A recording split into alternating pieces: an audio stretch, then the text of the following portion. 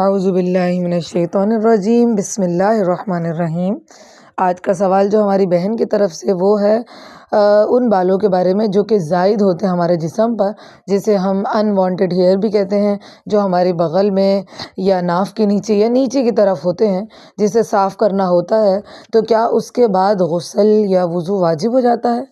تو اس کا جواب یہ ہے کہ نہیں، اس سے ہمارے اوپر غسل یا وضو واجب نہیں ہوتا، بلکہ ہم ان کو صاف کرنے کے بعد اس جگہ کو دھو کر پاک صاف کر سکتے ہیں۔ صرف اسی سے آپ کو پاکی حاصل ہو جائے گی۔